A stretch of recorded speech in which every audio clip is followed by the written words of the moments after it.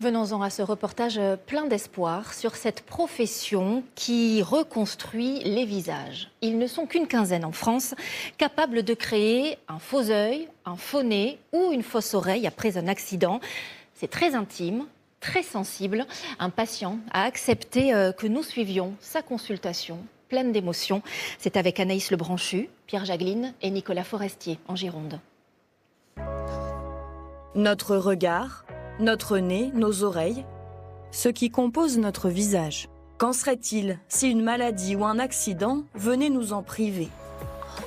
Il y a 7 ans, Antonios a été brûlé au 3e degré sur la moitié de son corps après être monté sur un pylône électrique de 60 000 volts. Et tu fais tout à la spatule, c'est ça? Ah oui.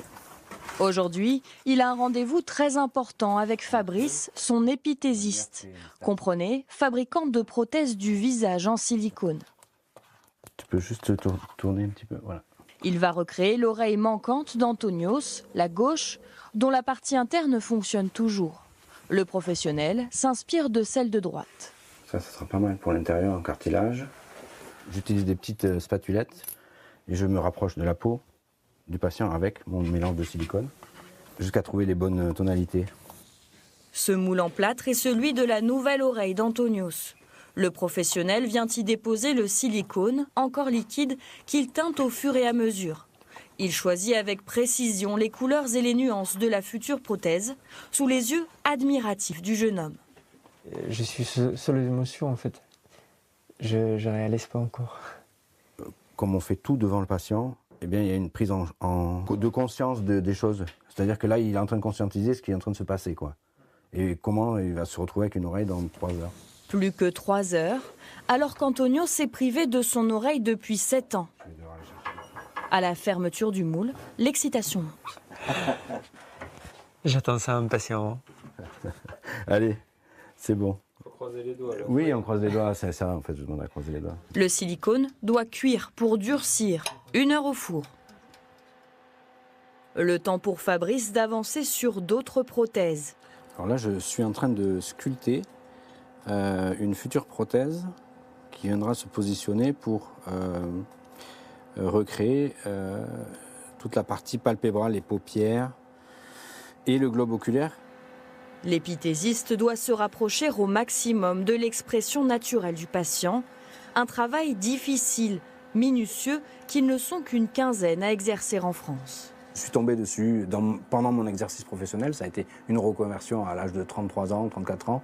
Et cette reconversion, elle est apparue comme une évidence au moment où j'ai commencé à rencontrer les premiers patients. Et là, je me suis dit, waouh, mais c'est ça que je veux faire en fait.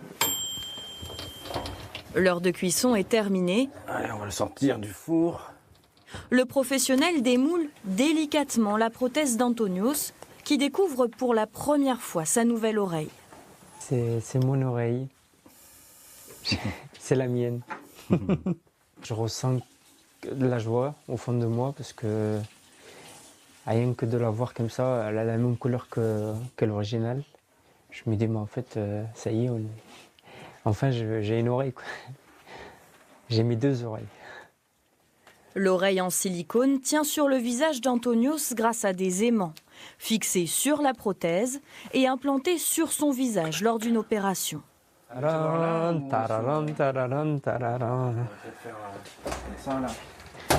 Le moment attendu.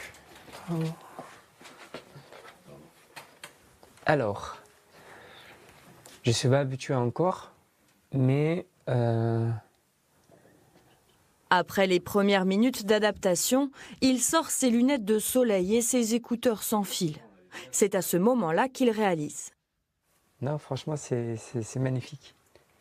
J'insiste à tous ceux qui veulent faire des prothèses. Du coup, c'est une opportunité incroyable parce que ça nous change, ça nous change au fond de nous.